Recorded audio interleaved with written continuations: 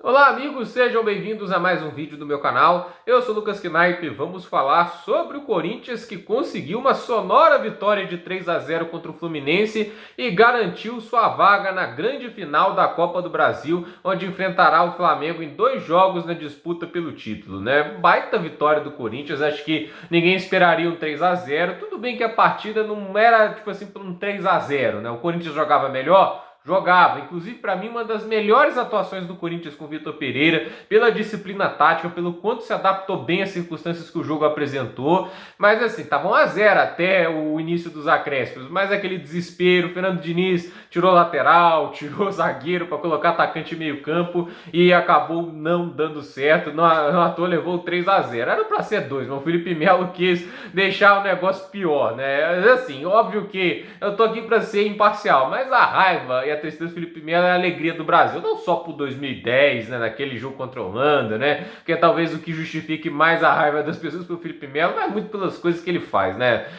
dentro de campo, um monte de bobagem que ele já fez, né, e quem já viu ele no Campeonato Turco, o cara quase fez uma guerra dentro de campo quando ele deu um carrinho de propósito lá num jogador do clube rival, né, mas deixando o Felipe Melo de lado, a gente vai voltar para falar dele. Que jogo do Corinthians, né, cara? Que jogo espetacular que o Corinthians fez. Porque é um jogo que tem pressão, não importa o lugar onde você esteja, né? Óbvio que a pressão para o Fluminense também, né? Jogando fora de casa. E assim, era um jogo que tava 2-2. Era um jogo que não dava a vaga a ninguém naquele momento. E o Corinthians foi, assim, no início de jogo muito bom. Depois o Fluminense começou a crescer na partida, mas como o Corinthians foi disciplinado taticamente, soube respeitar o adversário e soube entender o momento para ir para cima. O primeiro tempo do Corinthians é ótimo, né? O Corinthians se defende bem e consegue o gol com o Renato Augusto, uma belíssima assistência do Roger Guedes. Aí o segundo tempo é o Fluminense que vai no ímpeto de buscar o empate, começa bem a segunda etapa, mas com o passar do tempo o Corinthians consegue equilibrar as coisas, consegue dificultar muitas ações ofensivas do Fluminense, machuca muito nos contra-ataques,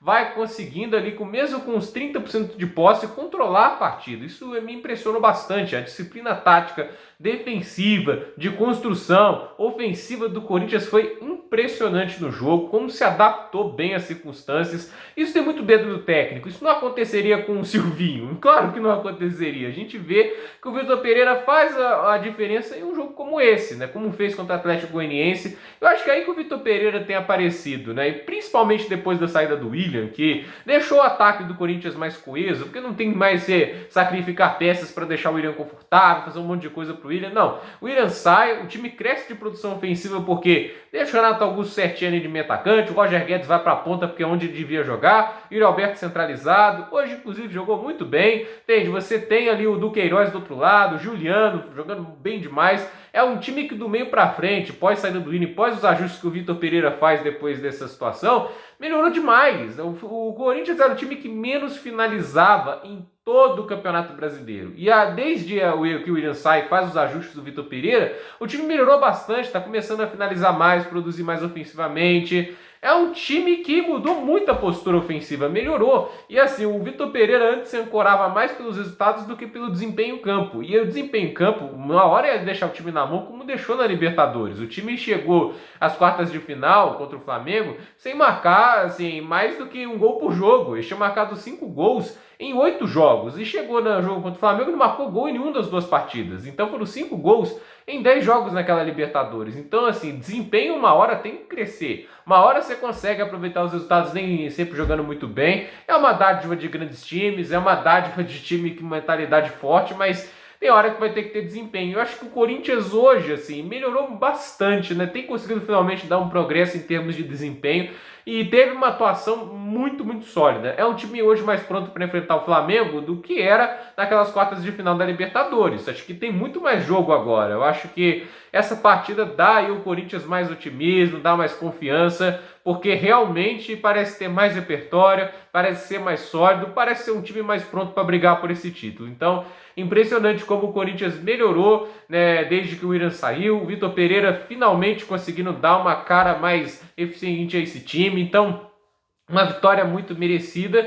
E ao Fernando Diniz, né, e seu Fluminense, uma temporada muito positiva para o Fluminense ainda. Semifinal de Copa do Brasil não é um resultado ruim. É ruim a forma que deixa a competição. Acho que isso que talvez deixe a maneira meio negativa. Poxa, né, sai com 3-0 é ruim.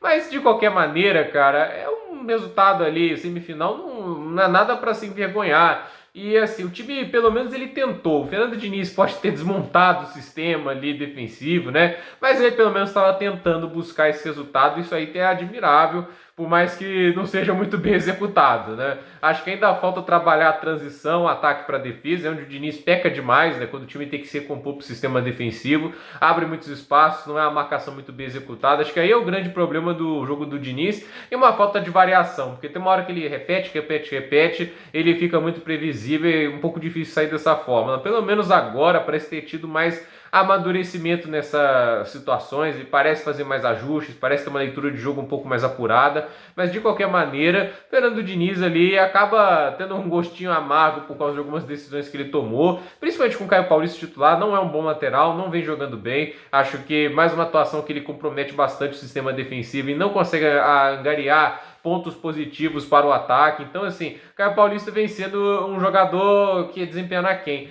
E, de qualquer maneira, assim, é um trabalho ainda que deixa pontos muito positivos e o time está lá em cima na tabela. Eu não acho que esse tipo de resultado tenha que custar o cargo do Fernando Diniz, por exemplo. De qualquer maneira, o Fluminense acaba com gosto amargo, mas agora foca todos os seus esforços e coloca toda a sua visão em cima do Campeonato Brasileiro, a ver como o time vai terminar por lá. E o Corinthians ainda está vivo aí no Campeonato Brasileiro, ver onde vai terminar, onde chega entre os primeiros colocados. Também é curioso para ver como o Corinthians vai conduzir esse resto de campanha, mas é finalista contra o Flamengo e do jeito que jogou hoje, tem jogo. Vamos ver como o Corinthians vai encarar essa decisão. Para mim deve ser um jogo bem divertido e bem interessante, visto que para mim, desde aquele confronto da Libertadores, o Flamengo deu umas oscilações a mais e o Corinthians cresceu e ficou um pouco maior. Gente, por esse vídeo é isso. Dúvida nos comentários, deixe seu like, se inscreva no canal, compartilhe esse vídeo e até o próximo vídeo.